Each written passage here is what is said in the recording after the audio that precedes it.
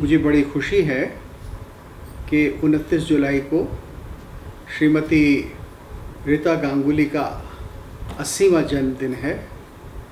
रीता जी मेरी बड़ी बहन की तरह से हैं। मैंने उनको वर्षों से बहुत नज़दीक से देखा है।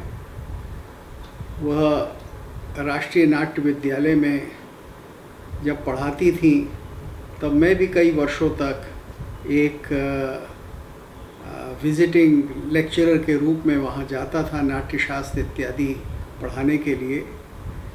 मैंने देखा कि रीता जी के मन में प्राचीन नाट्य, यानी नाट्यशास्त्र में जिसका जिक्र मिलता है और जो हमारे प्राचीन बड़े बड़े नाट्यकार हैं, उनके प्राचीन काल का जो नाट्य था उसको दोबारा एक बार आधुनिक रंगमंच पर परंपरागत रीति से उतारने का बहुत बड़ा उत्साह है। और ये उत्साह बहुत कम लोगों के मन में होता है।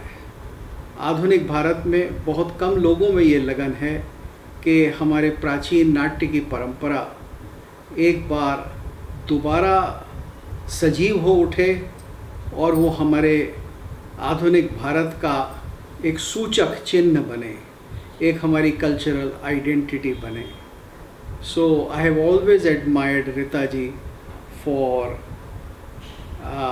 having this great passion, and as I share this passion, I feel that she is a fellow traveler. I have seen several of her productions of what I call classical drama or ancient Indian theatre, which many people, many scholars today are very wrongly calling Sanskrit theatre, because there was no Sanskrit theatre in ancient times. I have seen Ritha ji's great passion, and I have seen several productions which she has done, and as she is so beautifully trained in Angik Abhinay, in music, being a great disciple of a great Thumri singer, Begum Akhtar, she knows music so well. So she is able to bring in all the most essential elements of ancient drama, of Angik Abhinay, of Gayan, of different kinds of rendering into those productions. I wish her a long, long life, and a long life with good health, and also that her ability to continue with this dedication of reviving ancient drama also brings great fruit for all of us who are theatre lovers.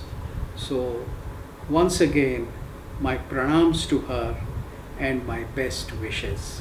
बहुत बहुत धन्यवाद।